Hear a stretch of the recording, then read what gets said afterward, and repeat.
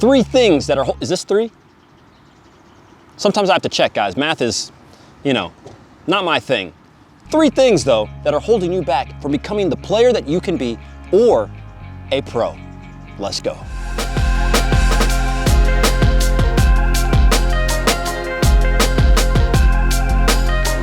If you haven't seen our very first video on how to go pro, you need to go and check it out. We will link to it right here or down below.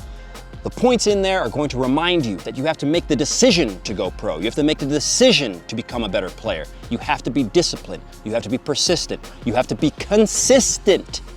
No 1-2 days and then you go off and you don't play again for another 3 weeks. None of that. You have to care about your body, your food, your sleep, who you're around. There's a ton, guys. Check that video out if you really want a good understanding. This is a continuation of that. There's way more to do. The very first of which is, so many of you guys that want to be good players or that want to be pros have very lofty aspirations. Some of you guys have set a long-term goal and you haven't even for a second concerned yourself with a yearly, monthly, weekly, or daily goal.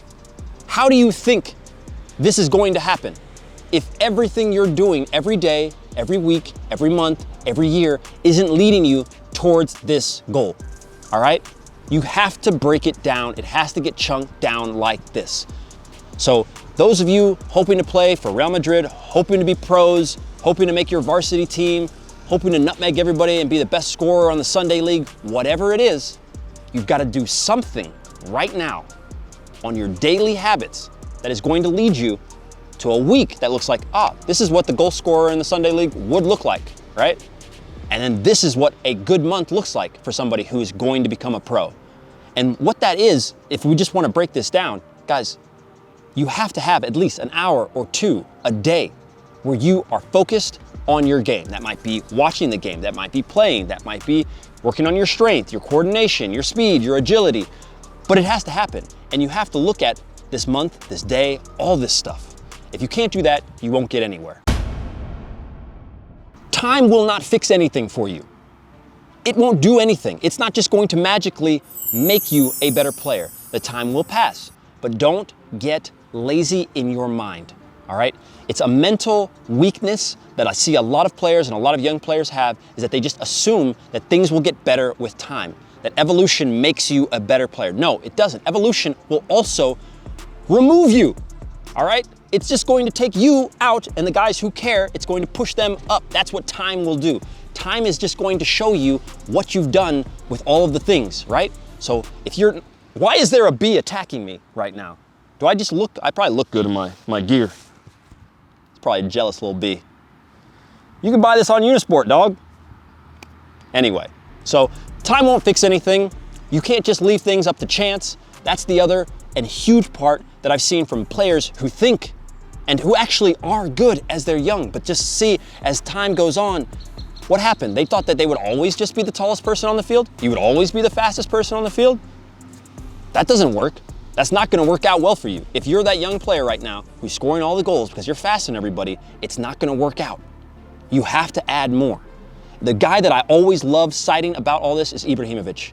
The dude is 800 feet tall. His feet work exactly like somebody who is this tall. He's got skills, incredible skill, and he did not need to develop them because he could always use his strength.